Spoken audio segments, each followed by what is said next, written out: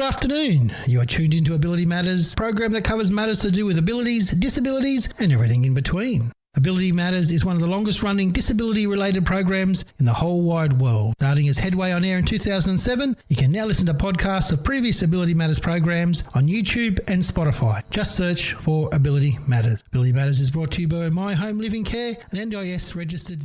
Yes, that's right, Sean. This is Ability Matters. I'm your host, Tony Scott-Emilio, and with me, as per usual, is my co-host, Beck from Flagstaff. How are you, Beck? Good. How are you today, Tony? Good, thanks, Beck. And so what do we have in order today? We're interviewing this... Well, speaking with Donna, we've had her on, how long ago do you reckon it was, Donna? It wasn't last year, maybe the year before. Yeah, so around the same time. So we're having a little bit of a progress update. Beautiful. And finding out what's going on in Donna's life. How are you today, Donna? Well, thanks, Beck. Thanks for coming along. You're welcome. Thanks for having me. Lovely. So we'll jump straight into the questions I have, if that's okay. Go for it, Beck. So I'm just wondering, can you remind listeners of your condition, please, Donna? Sure. I sustained a brain injury in 2020 from a ruptured aneurysm in the subapical region, which is basically at the back of the skull, with a 5-degree bleed.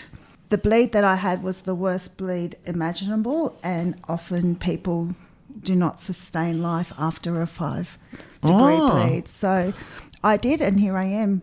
So you're one of those, I'm all right, I'm doing it. You're one of the extra lucky ones, yes? Yeah, more than extra lucky, Tony. I've just been blessed, yeah. Wonderful. And yes, you're doing quite well. So I'm just wondering, so that moves on to our next question, I suppose. How has your progress been since the last time we spoke? Progress has been moving forward, but it is a slow progress. It does take the time that they tell you when you first become aware of what's happened to you. And it was the word that I just didn't want to take in. It takes time, and because I remember thinking that I don't have time. I know exactly how you feel on that one. I've got a week to get back to work, and yes. and there's so many things that you think externally that you've got to do, but you soon find out that you don't actually have to do them. Yeah, you're right. So I'm now 5 years on in progress. Lovely. And within that time, there's been lots of challenges, and there's been many times of frustration, there's been times of anger, but with those periods of time, there's also been bouts of proudness. When you reach a milestone, like especially when someone tells you won't do something again, and you get to do it, there's no other feeling. Yeah, it's truly amazing to see yourself doing just simple things like, you might start off with 2 people holding you up to walk, and 5 years on now, I think I'm managing 4,000 steps on my own. Yeah, you're helping me inside. So, yeah. I'm assuming from that number you've got one of those little magic pedometer things set up in your phone? Yes. Yes. I only know that because of that. I don't count the steps. No, that would be a good counting exercise as well. Yeah. But you'd probably lose track. I know I lose track before I get to 100 bottles of beer on the wall. So So it's taken time, and don't get me wrong, I'm not there yet. I'm still discovering where I am at now. Yes, and honestly, you're even talking a little bit better than last time we had you on. You're getting there, so that's a good thing as well. Yeah, I just have periods now where I'm overwhelmed, or I'm in a discussion that I am forced to think of something quickly, and then I find I lose my words. I find I've been through the exact same experience there, Donna. Yeah. It's known as, or officially, it's known as word finding difficulty. I almost couldn't pronounce it then. After the time and It almost sounds like crossword. Well, so Word finding difficulty. It's when you get confused in your own brain. This is something they tried to explain to me after the brain injury sort of thing. It's like your whole brain becomes a big maze. So it's all still in your head. You've just lost the direct route to finding the answer. Yeah, there you go. Yeah, that's the perfect way of explaining it, Tony. Thank you, because that's exactly what happens. The words are there, but getting it out verbally or finding that word so you can having access to the correct answer at the correct time is what is the biggest challenge after a brain injury. Not to mention all the other things like maybe not being able to walk, talk, anything like that is also attached as well. But yeah, just from I'm pretty sure looking at yourself and I know myself, I don't want to get into too much detail now, but yeah, the first thing that's very obvious to other people who just met you is either you can't control the rate of your speech, like I'm having a bit of trouble with that right now, or you can't express yourself verbally the way you're supposed to. I've got a tip for both of you. You're gonna be like, "What? She's crazy." Let's have it, Mother Breck. And Breck or not Breck? No. Sorry, Mother Rebecca from Flagstaff. How's that one? No, singing. Oh, you sing. You would not think. And I know it sounds silly, but who cares? If it connects to a different part of the brain. That's right. And I used to have a guy that I'd go to a stroke group with years ago, and he had a lot of difficulty pronouncing words. Yeah, had stuttering and all that kind of thing. But he could put him in clearly. front of the microphone with karaoke. He was awesome. No problems whatsoever. So I think the reason being is because it's just my little interpretation of it now. When you're singing, you don't worry about anything at all to do with formality. You're just enjoying yourself. You just sing, it's a whole different part. And however, when you're speaking with someone one-on-one, you're fail-safe. More aware of exactly. what's happening. And vanity comes into play too. Doesn't matter how you don't think of it, but yes. But that's why I say, who cares? No one cares. I don't care. I like singing, so I would be like, "Hi, how are you going today?" Yes. If it works, doesn't matter. As long as it works. I sing the 1, 2, buckle my shoe. 1, 2, there you go. And honestly, improvement of breath, like capacity and all that kind of stuff. I wasn't able to sing a whole line of a song. I love singing in the car and things like that. And now I can hit the high notes and sustain them for as long as they last. So that's pretty good. So it's always a good thing to try. And no one listens to you when you're in your car driving. So that's a good place to practice, yes. Yeah. Well, speaking of singing, I'm not sure how many of you out there would be able to sing along to this song here, but I'm going to play for you Blue Bayou by Roy Orbison, written in 1963 by Roy Orbison and Joe Melson. It also features on the album Dreamcatcher. Sorry, it's on the album In Dreams. Also features on the soundtrack Dreamcatcher, featuring the Stephen King film Dreamcatcher in 2003. But that's irrelevant at the moment. Just have a listen to the song Blue Bayou. Beautiful tune here. So we'll get right back to it straight after this. Thank you, listeners.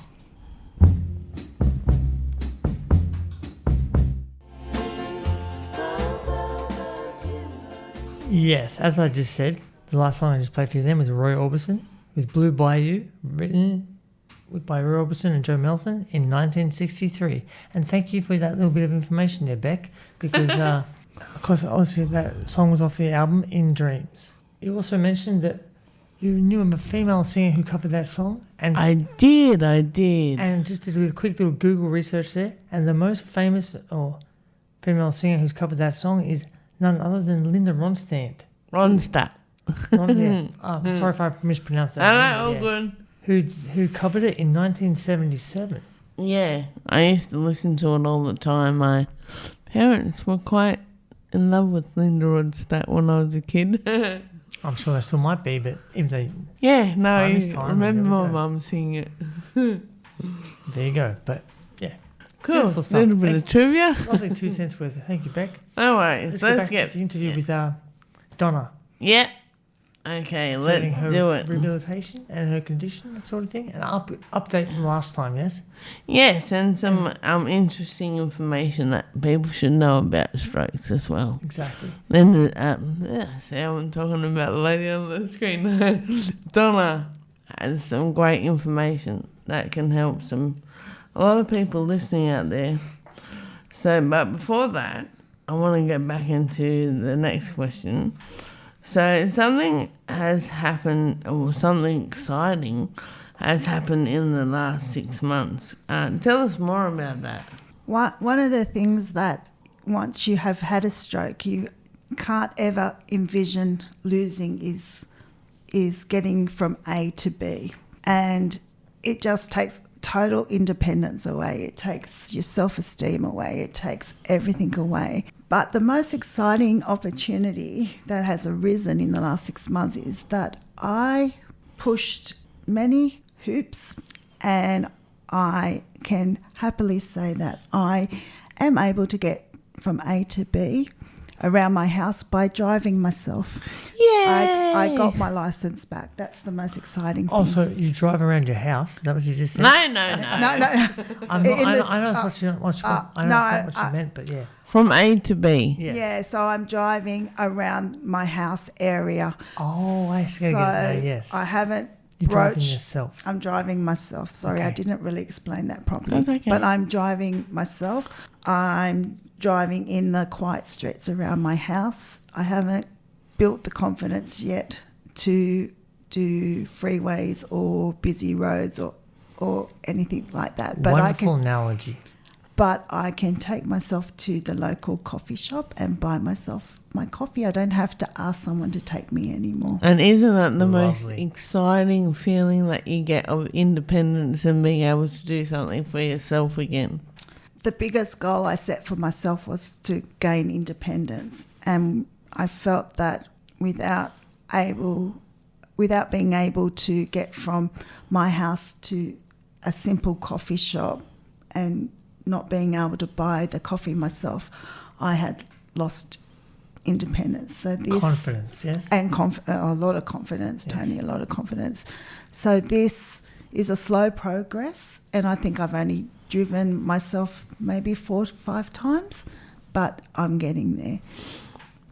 And You'll get used I'm to so it, excited yeah. about that. Oh, you'll get used to it. Just like everyone says, and it's so frustrating to hear. It just takes time. And persistence, I'd say as well, yes? Yes, and I think that that's probably one of the things that I'm lacking, is the persistence or the confidence to persist. And there we go. It comes back to your magic word there before. Drive, or self-drive, to make sure persistence stays the same, yes? Yes. I have a trick for you. Let's hear it. When you get up in the morning, have your keys near the door and remind yourself, oh, I've got to go get a newspaper so I can read the paper and have my morning coffee that I go and get from the cafe and come home and relax. And the more you do that, the more you'll be like, yoo-hoo, I can do something for myself again. I've been reading some stuff myself recently, and that's apparently the trick. Have it right in front of you. When you even on your bedside table, have the keys there. Have it in clear sight. Yeah. Straight away. And I'll take that on board, because I do find that if I get distracted prior to doing something like driving, I then start to question myself. And once I start questioning myself, I then lose the confidence. So You talk yourself out of it. I know. Did you see what happened to me at the front? I was going to go, and then I was like, oh, hang on. And then I was like, oh. And then I seen you, and I was like, hello. Yes, you can help me over the road. It just takes that little spark. It sure does. Yeah. So true, so true. So, I suppose the next question is to do with a lot of the stuff you've taken on board since your stroke. You're passionate about educating people on FAST. That's and FAST. And the importance of seeking medical attention. Yeah, this is something I'm very passionate about and would love to advocate, because seeking medical attention was the thing that saved my life. It was the thing that the fast reaction of my work colleagues, the fast reaction of the paramedics, the emergency staff, the helicopter flight up to Sydney, all those things saved my life, and I truly believe that to this day. My stroke wasn't a straightforward stroke. It was under the umbrella of stroke. So just to be clear, sorry to interrupt there, just to be clear, listeners, when we keep saying the word FAST, that's an acronym that stands for fast for face dropping. Is that what you're about to cover there? Yes. Sorry. Yeah. Jumping ahead, Tony. Yeah, jumping ahead. Sorry, listeners. So, no, that's fine. That is totally fine. Because I believe, to this day, that something good has to come out of something tragic. So if I can educate about learning the FAST acronym to people, hopefully the statistics that we're going to be talking about later on will hopefully not rise as much as what they are expecting. So the FAST is an acronym. So F is for any face drooping. So if you see a person that has one side of their face that has drooped and they can't smile, this could be a symptom of a stroke. If that same person has some arm weakness or can't raise their arms above their head, you should be becoming concerned about something going on. The next one is S, so speech difficulty.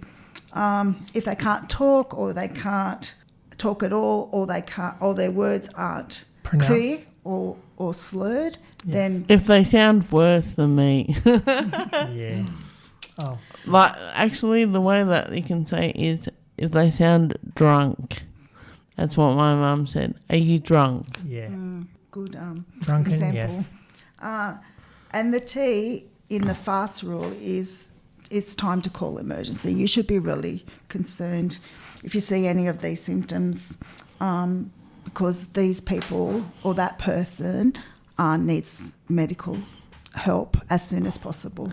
And just to add on, because Donna has done a great job in researching all this information and letting us know, most people don't know, but you've got a 4-hour window where they can actually do coil retrieval, all that kind of stuff. So if you miss that 4-hour window, you're stuck with what you got. So the quicker you can get in there, the better. Yeah, for me, I believed I collapsed just after 4 o'clock, and I was in the ambulance heading to Sydney by just after 9. So, and I'd had surgery in that time. So, yeah. So you've gone in that 4-hour window, yeah. Yeah, that's right. Thank you for sharing that with us, Donna. I think that we can all take a leaf out of that book, and especially with the arm thing. Yes. I had arms that I couldn't lift above my head, and I didn't think anything of it. So it can happen at any time to anyone, any age. Those things you mentioned in that FAST acronym are more like red flags, are they? Yes. Yeah. Yeah. Beautiful. Oh, and I throw another one on there. Go for it. It's another T, so it's fast. Double T. Yeah, double T. Your tongue. If you poke your tongue out and it goes to one side, sorry, I'm talking with my tongue out. If it goes flops to one side and that you haven't got any other symptoms, that's something that can let you know that there's something else going on. It's like a loss of motor control in your tongue. Yeah, I suppose it just isn't. So you can't really stick your tongue out. You can't see that straight. It's Yes. going to flick to one side or the other. Beautiful. Sorry, I always get in trouble because I have my own little tea, but... No, that's what I want to educate people about. I want them to learn the FAST rule and the importance of being fast to seek medical attention, because it saved my life. So It makes a difference. It totally does. Sorry, over to you, Tony. Thank you, Beck. I'm just going to get back to you and play a song by Van Morrison and Them. That's the name of his band, I suppose, because his group was named Them. But the song is something we all know. Baby Please Don't Go. It was a single from 1964. The composer was Big Joe Williams, 1935. So there we go, big cover. I think his original album was Old School Washboard Blues. So there we go. Let's hear the big Van Morrison, shall we? Yeah.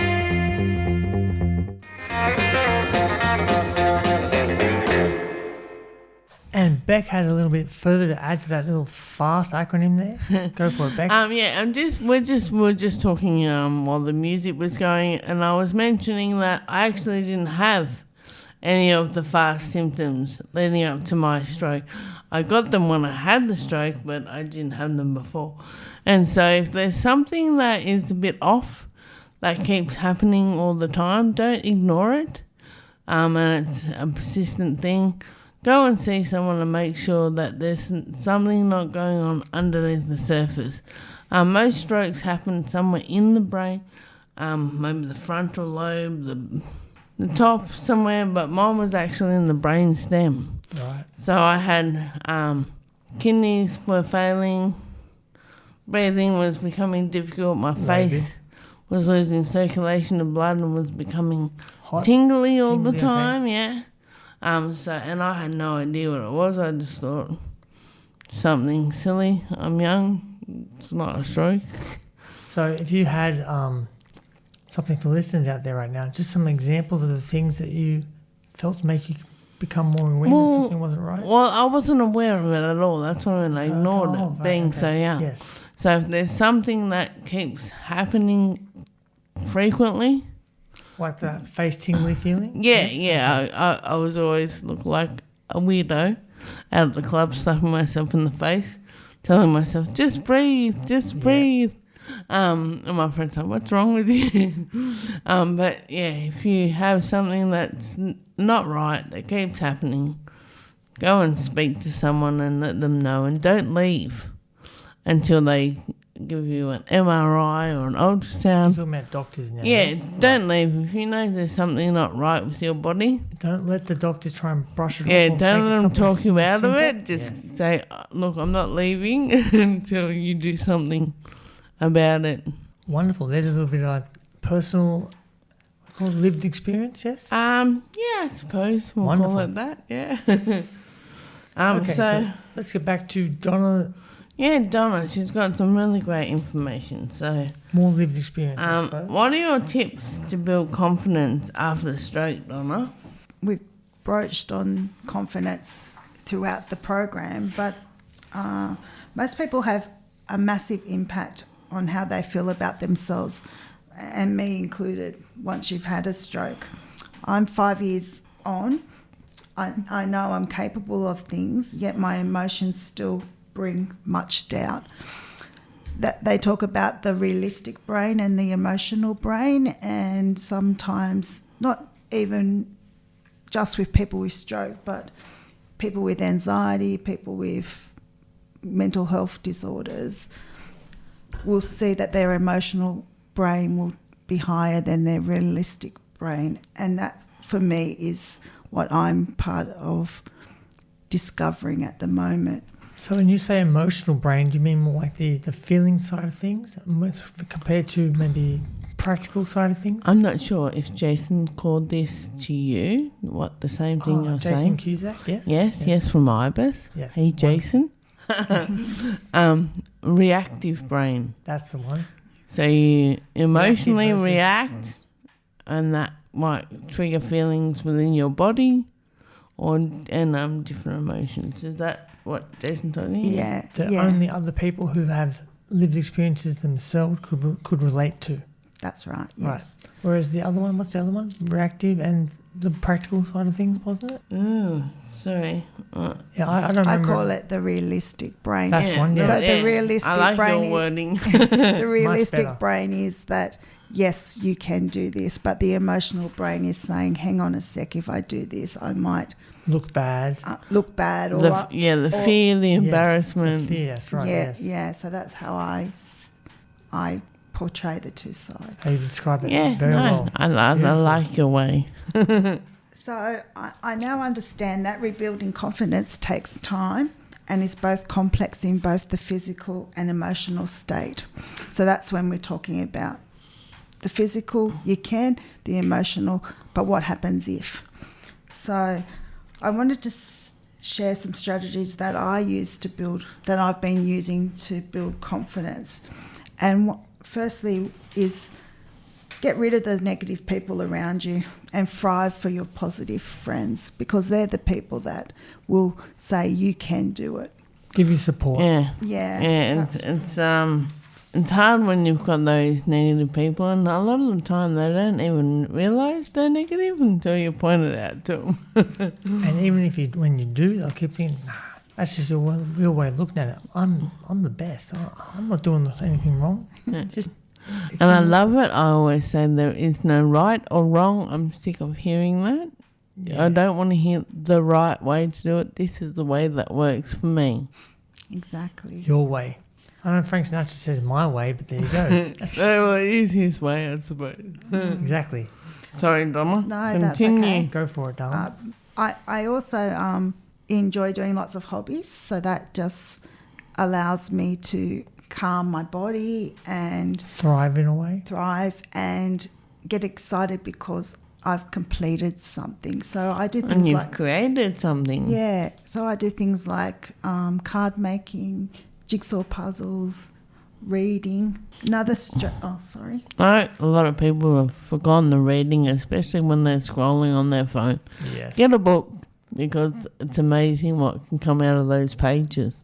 And then just on that topic there, Beck, a lot of people would say that, oh, but I am reading because I'll be reading something on their devices. But it's not the same. No, because I know you need to disconnect. I know it comes back to a lot of the fracturing light and that sort of thing when you read it at night time, that sort of thing on a tablet or anything like that. It's what I've been reading about. That's a dopamine trigger. Exactly. Stay off the devices and find a trigger that boosts your dopamine a different way. Because devices are just filled with blue light, and blue light is what kills the dopamine effect. And dopamine is the feel-good part of the brain. The feel-good, let's say the feel-good, I won't say drug, but feel-good... Chemical. Yeah, chemical, that's one. Chemical release that the brain allows to encourage the release of, yes. Good word, Bet, thank you. Sorry. That's fine. It was better than what I was going to use. The other thing is I found setting realistic goals builds confidence. Don't aim for the moon when you can only reach for the sun. So make your goals realistic. And I use a lot of relaxation and mindfulness techniques, and that is a calming mechanism as well, but it also lets you anchor your breath so you can actually then realise that you can do things and you can see yourself achieving those goals as well. And two more strategies that I wanted to discuss with what I do is use a journal. Write how you're feeling. Write what you've achieved. Also write down what you haven't achieved, and that's okay, because the next page you might write what you did achieve then. When you didn't achieve it on page 1, you might achieve it on page 2. I like that you brought up that writing in a journal thing, because I know that writing in a journal is also a way of it makes you feel like you're talking with someone else, you're communicating with someone else, even though it's just yourself. But it's you getting your thoughts down on paper, and when you put them down on paper, they're much easier and clearer to understand in your own head. At least that's what works with me. When I write things down, it helps me encode it, and Yeah. And I've gone back and read my journals, and you may not think that you haven't achieved anything in 5 years, but man, oh man, what you read and then what you actually can see what you've actually achieved is amazing.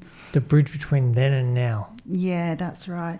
And the most successful strategies I have used is support groups, and that's how I originally met Beck and became quite good friends. So because happiness comes in numbers, and this identifies that you're just not alone. Every stroke is different. Everyone's experience is different. Everyone's life is different after a stroke. But when you're in numbers, you can see that you are just not by yourself. You're not alone. Yeah. Wonderful. On that note, let's just tuck back to a song for a little bit, and then we'll get straight back to it, okay, shall we? We've got here the Drifters with Under the Boardwalk. It's a 1964 single. Falling in love under the boardwalk, boardwalk. Yes, that was just the Drifters with Under the Boardwalk, a 1964 single. And yes, now we're getting back into the interview between Beck and Donna. Straight in, let's go. So just on what you were talking about with tips, can you tell us what's been really outstanding as the most important thing for you? Highlighted, yes. I'm not sure if people are aware, but there's a sunflower lanyard that has been developed by a company in Victoria, Hidden Disabilities, and I use this regularly, and it's been the most effective tool to increasing my confidence and independence. The Hidden Disability Sunflower is just a simple tool for you to voluntarily share with people without having to voice. It's a visual tool. Like a sign or a flag. Exactly. Yes. And it just lets people know that you might need help in understanding directions. You need extra time in shops, at work, or on transport, or in any public spaces. And it's been quite an effective tool. Just out of curiosity, around here, where can we get the sunflower lanyard? In Wollongong, the most obvious place to, well, not obvious, but the best place to go to get your sunflower lanyard is Wollongong train station. Could that be from the actual train people or out of a vending machine? No, you need to go to the the conductor's room. Ticket office, yeah? Yeah, and it's on the side of the Nowra side, so platform.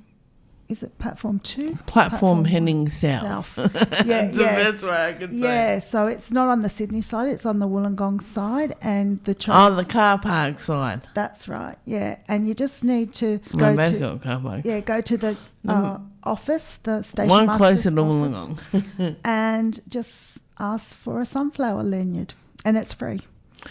Cool, and we also had a few statistics that I thought they were quite interesting. I just wanted to share, and it's just from reading, and I'm hoping that they're correct at this time. But globally, 1 in 6 of us live with a disability. That is approximately 1.3 billion people. Wow. And that is inclusive of people that have these hidden disabilities. Wow, that's a lot of people when you think about that. And lastly, because I tend to do a lot of reading now, so keeps the mind active, doesn't it? Yes, exactly. From the Australian Institute of Health and Welfare, they write in 2023, 45,785 Australians experienced a stroke. That's one stroke every 11 minutes. And statistics are a powerful thing, aren't they? And half a million of those survivors are currently living in Australia. Wow, so we seem to have a bit of a issue here with stroke. And just like with those kind of growing numbers, I think we need to have a little bit of a look at our lifestyle and see if there's something that we can do to improve the way we enjoying recreational and social activities. Performing, yes. And they go on to say that after a stroke, more than 1 in 3 people have an ongoing disability that impacts their daily activities, and stroke is Australia's 4th leading cause of death. Oh, well, there you go. Wow. That's amazing. Thank you for sharing that information with us, because I think that's powerful. Indeed. It's a high statistic, so there's not a lot that I think can be done about that at the present time, but I like to put it as an analogy of, you've got a leaky hose somewhere in the system of your body and you need to fix it somehow. So there's not a lot you can do with a burst. Hopefully get something done and get some help before it does happen. Wow. Okay. Let's just jump in there, because I think Beck's just having a bit of an uncontrollable fit now of laughter. So there we go. So it doesn't mean any disrespect by it. It's just, something different. Now, I'm just going to, she's kind of losing control here. So I'm just going to quickly remind everyone that the show after me right now is, it's currently 10 to 1 p.m. And I'm going to play for you now some Rolling Stones, Can't You Hear Me Knocking, from the 1971 album, Sticky Fingers.